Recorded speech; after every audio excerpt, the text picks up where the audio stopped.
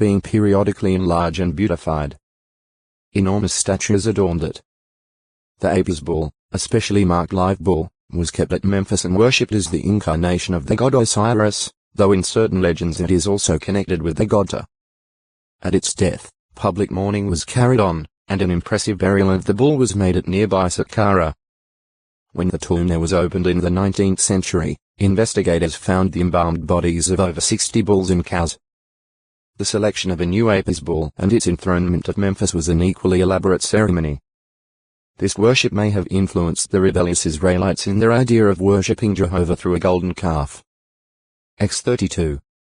4.5 The worship of the foreign goddess Astatio textoi acute muritra longo, menstruation 371 mi mukin mi middle dot mukan. The chief spokesman for the 7 Do-Persian princes on the occasion that Vashti refused to obey King Ahasuerus. As 1.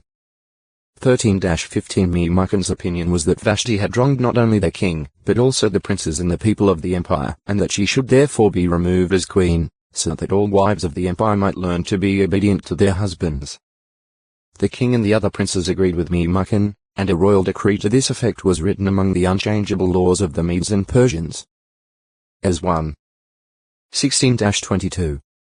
These 7 princes of Persia and Media were versed in law and legal cases. They were the king's closest advisors, sitting first in the kingdom. As 1. 13-14 That the Persian court had such a council of 7 is confirmed by Ezra 7. 14. Menahem en Middle.hem one who comforts. Son of Gideon king of Israel for 10 years from about 790 BCE upon learning that Shallum had assassinated King Zechariah, Menahem went from Tirzah to Samaria and killed the assassin there. He then assumed rulership. Evidently during the early part of his reign Menahem struck down Tirzah and all that was in it and its territory out from Tirzah, because it did not open up. The town was apparently reluctant to open its gate to him. LXX, VG, see harsh treatment was meted out to the populace. All its pregnant women he ripped up. 2 Kai 15. 10, 13-17. Menahem did what was bad in Jehovah's eyes. He promoted calf worship, failing to depart from the sins of Jeroboam, the first king of the 10-tribe kingdom. During his reign, King Tiglath-Pileser III invaded Israel, and Menahem was forced to pay the Assyrian monarch 1,000 talents of silver. $6,606,000. He acquired this sum by imposing an assessment of 50 silver shekels upon each of the valiant, mighty men of Israel. Since a talent of silver equaled about 3,000 shekels, the silver was obtained from about 60,000 persons. Menahem gave the silver to the Assyrian king, that his hands might prove to be with him to strengthen the kingdom in his own hand. Upon receiving this amount, Pur withdrew from the land. 2 Kai 15. 19, 20.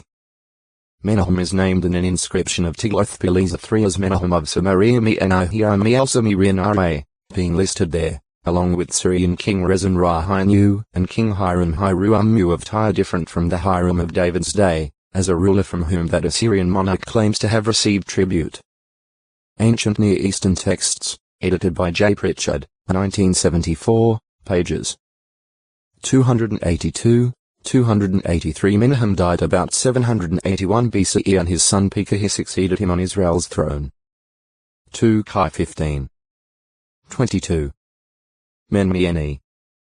The opening word of the cryptic message miraculously inscribed on the plaster wall of King Belshazzar's banquet hall in Babylon on the night of October 5, 539 BCE Gregorian calendar, just before the city's fall to the Medes and Persians.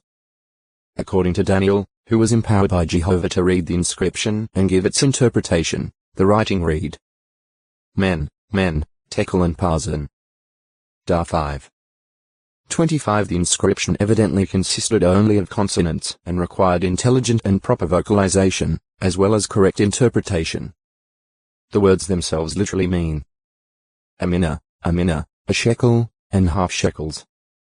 In giving the accurate interpretation, Daniel said first, "This is the interpretation of the word. Men, God has numbered the days of your kingdom and has finished it." Dar 5. 26. Even that portion of the message should have made things clear to King Belshazzar. Jehovah had dethroned mighty Nebuchadnezzar, who has been more powerful than Belshazzar. So he should be able to cut down the number of days of Belshazzar's kingship and those of his co-regent and father, Nabonidus. Jehovah could bring the dynasty to its end. The word men appear twice in the inscription, perhaps because the message applied to both rulers in the kingdom of Otextoi acute Miritra Longo. Menoth 372 Hebrew term, dar middle. Where, which can denote illness var 5. 17, is translated menstruating woman. The 15. 33. Is 30. 22 Menstruation is also meant by the phrase the customary thing with women. GE 31. 35. Unclean under law. According to the Mosaic law, a woman was considered unclean for 7 days during normal menstruation. The bed or any other articles upon which the menstruating woman might lie or sit were also rendered unclean. Anyone touching her or items she had made unclean was required to wash his garments and bathe, and that one remained unclean until the evening. If her menstrual impurity came to be upon a man lying down with her as when, unwittingly, a husband had sexual relations with his wife at the beginning of menstruation, he was rendered unclean for 7 days, and the bed upon which he might lie down was considered unclean. The woman was also viewed as unclean for the duration of an irregular running discharge of blood or a flow longer than her menstrual impurity, at which time she made the articles on which she lay or sat as well as persons touching these items unclean. After the abnormal discharge ceased, she was to count 7 days, and she then became clean. On the 8th day the woman brought 2 turtle doves or 2 young pigeons to the priest, who made atonement for her, presenting one of these creatures to Jehovah as a sin offering and the other as a burnt offering. The 15. 19-30. See clean, cleanness. If a man and a woman deliberately cohabited during her menstrual impurity, they were cut off in death. Law 18. 19. 20. 18. The prohibiting of sexual union during menstruation probably contributed to health, perhaps preventing, for instance, the occurrence of inflammation in the genital area, simple urethritis. The Israelites also may have been reminded of the sanctity of blood by the law's regulations involving menstruation or blood flow. These rules were not discriminatory against women, for men were subject to uncleanness by discharges to which they were prone. The 15. 1-17 especially did regulations concerning menstruation show Jehovah's consideration for womankind. The Christian husband, though he is not under the law 06. 14. F2. 11-16, also does well to consider his wife's cycles and vicissitudes, dwelling with her according to knowledge and assigning her honor as to a weaker vessel, the feminine one. 1p3. 7. Menoth me middle. Nuhoth resting places. According to the Masoretic text, apparently a Judean family descended through Shobal.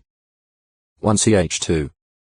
4:52 But some scholars prefer amending the Hebrew text to read the Manahattites, as in verse 54. J.B. Mo and a Jewish commentary on Chronicles gives the alternate reading who supervised half of the resting places and notes. Shobal was in charge of half the caravan stations in the land of Judah. Cincino Books of the Bible, edited by A. Cohen, London, 1952, p. 15. Monenium, big tree of me middle. On e middle. In those practicing magic. A tree within sight of Shechem, passed by a band of King Abimelech's men before their fight with the landowners of that city. JG 9. 34-37 Big tree of Monanim translates the Hebrew words e middle. Lon me o middle. Nanim. E middle. Lon refers to big trees in general, and meonanim is a participle signifying those practicing magic. Cedar 18.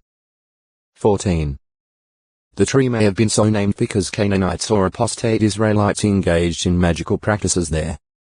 Some scholars also link the big tree of Monanim with the big trees of Moreh that are similarly described as being in the vicinity of Shechem.